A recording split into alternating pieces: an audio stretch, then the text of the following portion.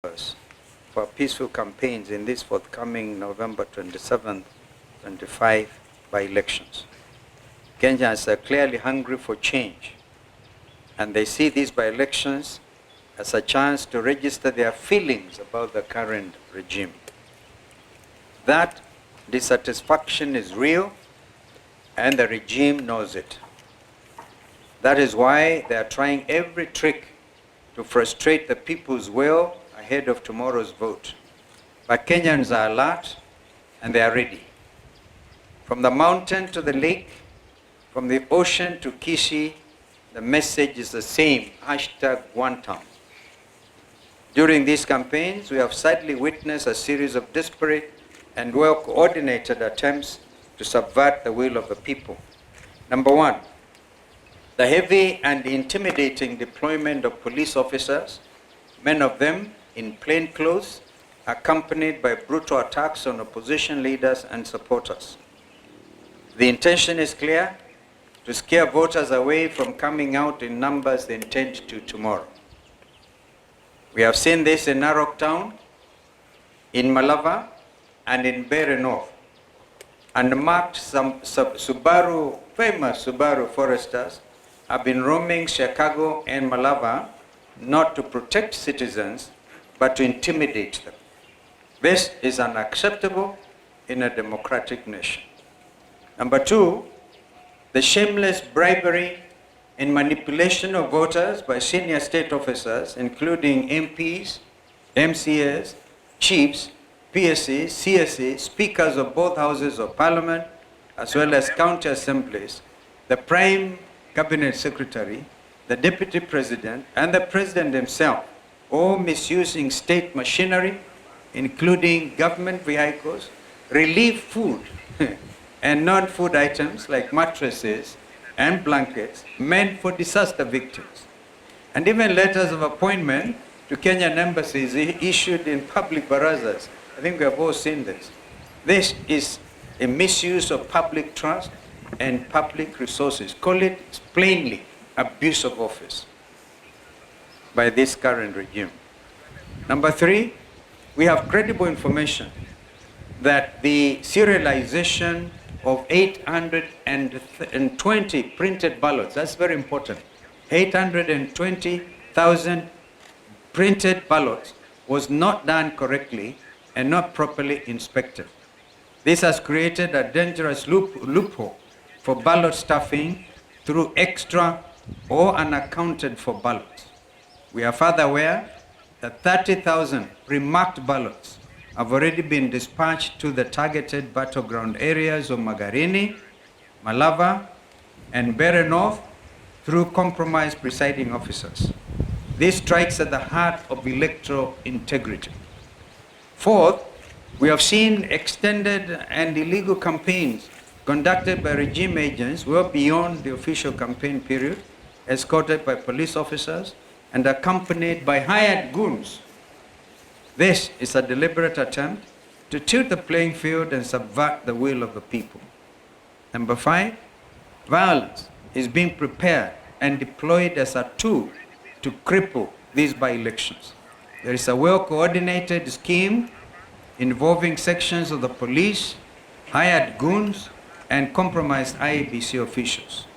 In Valava, for example, hired goons reportedly under the command of Lugari MP Nabi Nabwera are expected to spark violence using pangas and drungus and other crude weapons.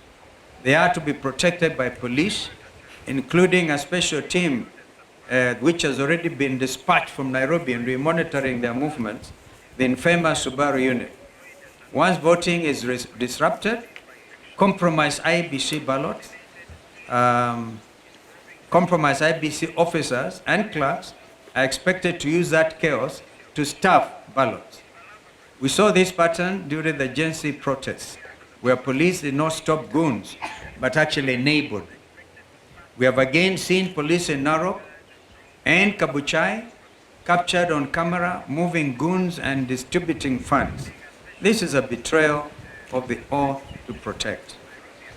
Finally, ladies and gentlemen, as we stated on November 20th, there is a deliberate plan to misuse mobile phones in polling stations in ways that violate the secrecy of the ballot. The response from IBC has been weak and insufficient, with the junior officer Magarini giving a half-hearted explanation to an issue that demands the full attention of the chairperson and indeed the entire commission. Their silence deepens our concern about the integrity of this institution at this critical moment.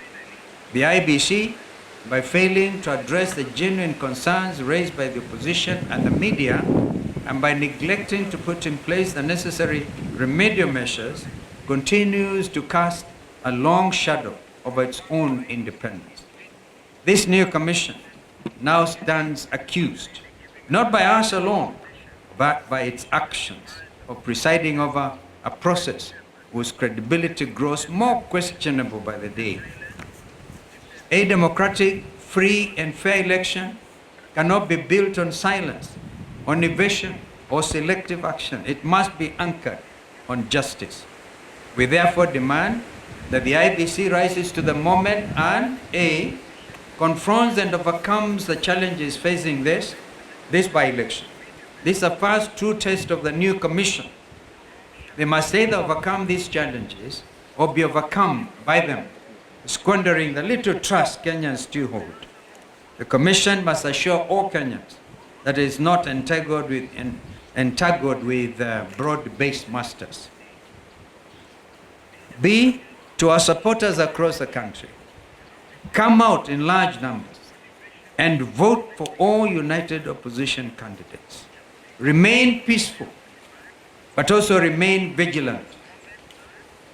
Document every irregularity and promptly report every form of electoral malpractice witnessed in your constituencies or in your wards. To our agents, you have been prepared for this day. Confirm that all ballot boxes are empty before voting begins. And check even any possibility of open windows where things could have been brought in and sneaked in. Do not abandon your stations until polling is fully concluded.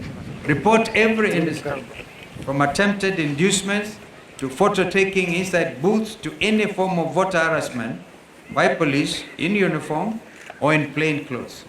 To the media, election observers, and civil society organizations, please maintain maximum vigilance at all polling stations. Shine the light where others attempt to hide the truth. Expose every malpractice. This is what is expected of us as citizens of this country, that we have to dig in for democracy. E, the desperation of this regime is obvious to all. They are hanging by a thread. The writing is on the wall. The die is indeed cast. No amount of public money, no deployment of police, bullets or tear gas, and no intimidation of opposition leaders and supporters will succeed in silencing the will of the people. And to the broad-based operators clinging to their last straws, let it be known the people have already spoken. At this defining moment, we urge Kenyans to stand firm, stand peaceful, and stand together. Let us prove once again that no force, however desperate, can overcome a united and a determined people. The will of Kenyans is sacred. It cannot be bought, it cannot be bullied, or indeed it can never be broken. Tomorrow, let us vote with courage, guide the vote with vigilance, and move forward with faith, knowing that the truth may be delayed, but it cannot surely be denied. May God bless Kenya and all of us. They were printed out in Greece, and the policy for by-elections has always been, you print locally. The Kenya Literature Bureau, for example, has been in that business. And it is also important to know that no certificate, and we want IBC to prove us wrong, no certificate of inspection and receipt has been received. So we are aware that this has been a quiet thing. And as we speak, Mr. Marijan is on the ground in Bere to try to make sure that what is already been planning, as we said the other day when my colleagues were out on the field, last Thursday in particular, we did point out that Marjan is under instructions of the former commissioner, Professor Guli, who is William Ruto's political advisor on matters to do with IBC. So IBC, you are clearly on notice. So please, when the agents are there and the names are read out, I'll give an example. Any vote ya Karish in Berry North, if the clerks read Karish, please agents demand to see the marked ballot. And at the end of it, before the presiding officer presses the send button, please ensure that the numbers that have been now kind of identified and announced, are also the same figure that will get now transmitted by the send button. We are saying this because we are aware in the case of Mbeere North, 15,000 ballots have already been particularly voted. They have already marked them.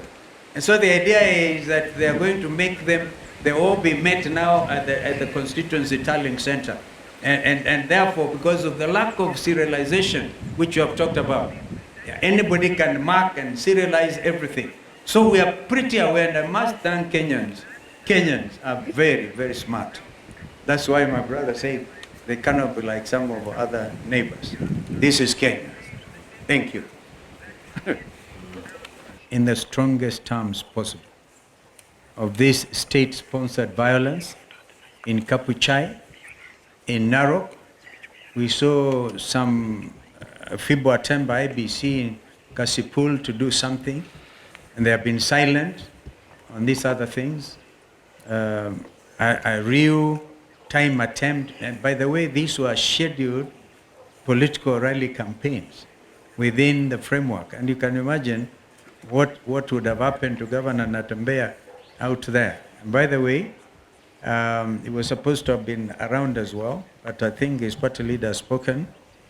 Why would Murkomen want to issue a statement kusema they have withdrawn the security of leaders at this time? Atu wanachunguza. Sasa wanachunguza what is pretty obvious, that the opposition rally in Kapuchai, and of course under the arrangements of Mheshimiwa Kalasinga, whose home was raided, we have not heard of arrests of those people who went actually kwa Mheshimiwa na kuharibu kila kitu. Hatujasikia kwamba wameshikwa. What are they trying to do by saying they're investigating? We have not heard one thing by APOA, by the way, Independent Police Oversight Authority, even when people were stoned in Murang'a that time, peaceful things, people went all the way to police headquarters, to IPOA, make a presentation. We never heard them come back.